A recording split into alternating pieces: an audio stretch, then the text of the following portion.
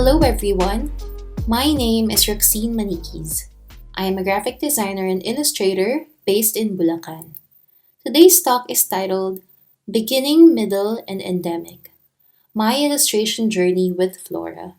I'd like to share with you all my experience growing up around plant life and how I continue to cultivate my relationship with flora as an independent illustrator.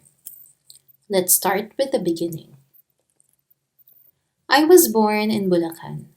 It is a province next to Manila, and there are a lot of greeneries and open spaces where I am. My lolo and lola from my father's side, and my lola from my mother's side, love planting trees and flowers.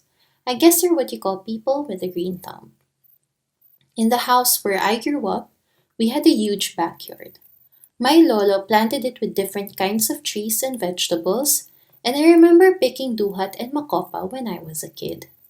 Meanwhile, my lola loves orchids. Right in front of our house was an orchid garden, and the drobiums perched on rows of stumps greet you when you step outside the door. A few more steps and you'll see our grotto with bougainvilleas surrounding Mama Mary. We also had helisonias, or what my lola calls birds of paradise, lining our walls outside. I remember picking a lot of these and bringing them to school for the classroom's altar. My childhood was filled with greens. Even when we moved houses, the plants would follow. I grew up around people who love plants, and I think that's where the interest came from. But doing what I do now was different from when I started being a freelance illustrator in 2013. I didn't plan on becoming an illustrator to begin with. Drawing flowers wasn't intentional. In my earlier works, it was present, but it wasn't really the focus. And then later, I started to draw more and more of them. I wasn't good at drawing other subjects, so maybe that's why I also focused on flowers. These are for different brands I worked with while I was freelancing. Aside from freelancing, I was also working at Plus63 Design Co. I was there for almost 7 years, and I worked as a designer and illustrator. One of the very first projects I worked on was Theo and Philo. For those who don't know, Theo and Philo is an award-winning Filipino company that proudly sources its cacao locally, crafting flavor combinations that are uniquely Filipino. Our task was to do a refresh on its visual identity.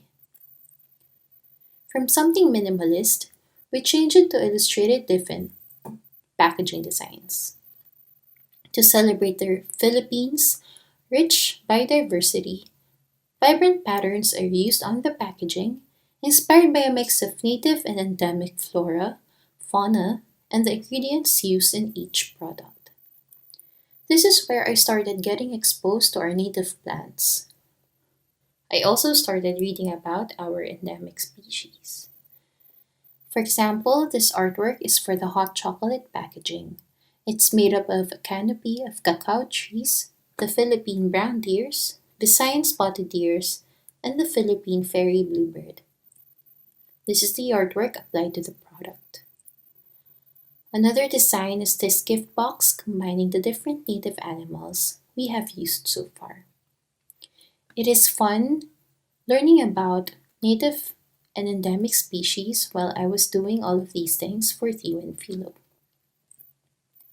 Another project I worked on at Plus63 was for Uniqlo. In 2018, we worked with Anonymous, a design studio based in Singapore, to create illustrations for Uniqlo's flagship store in the Philippines. We produced 5 illustrations all in all, with 5 different themes. These were applied on paper bags and sensu fans, which were given away during the store opening. I was assigned work.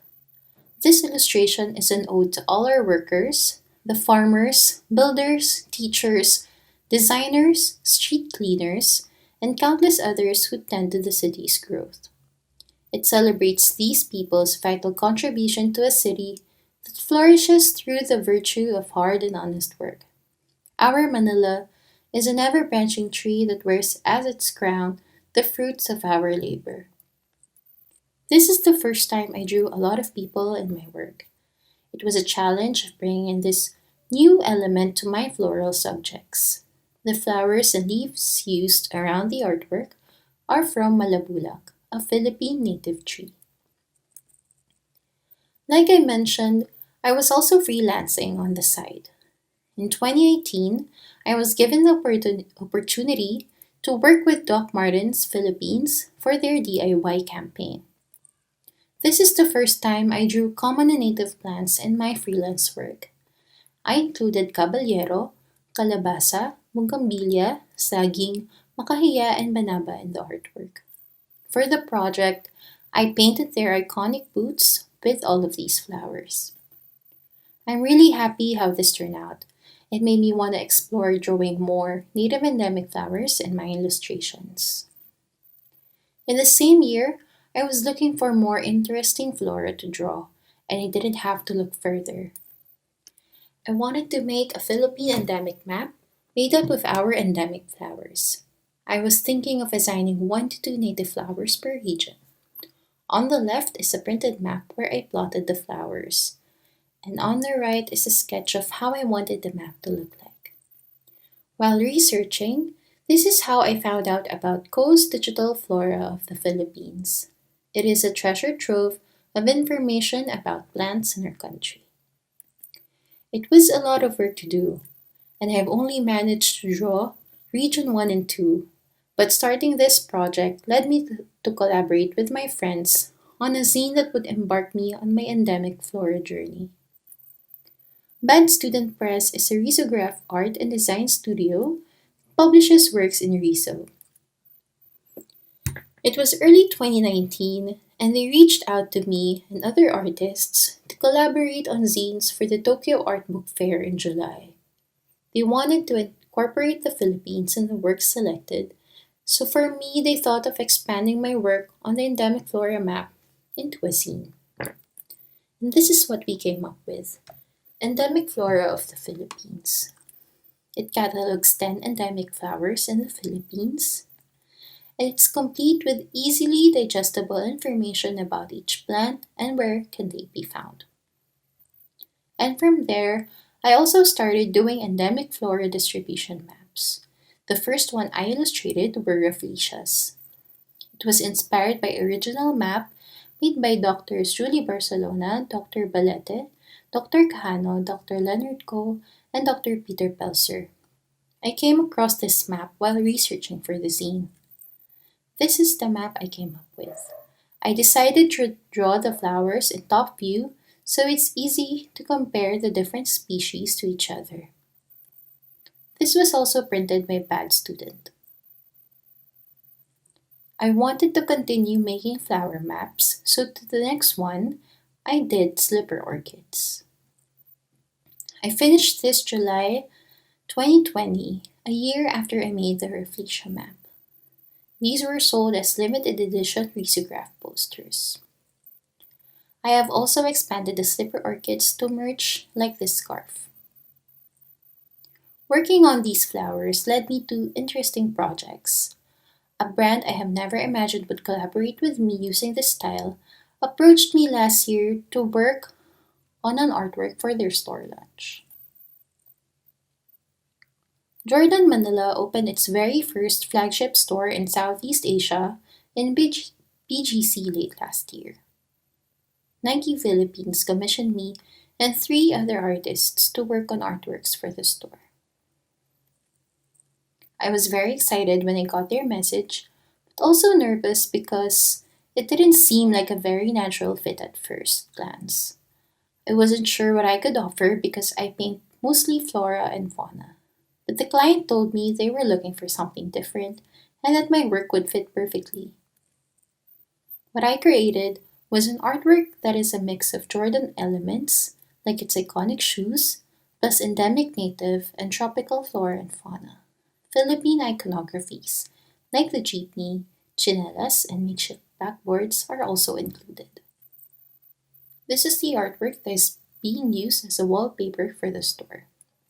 The palette is inspired by Jordan's red color and our Philippine flag. The sun and 3 stars are present as well.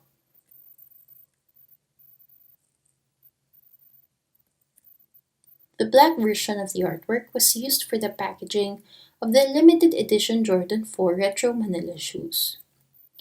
This is the shoe seen in the store, and on the right is my very own box.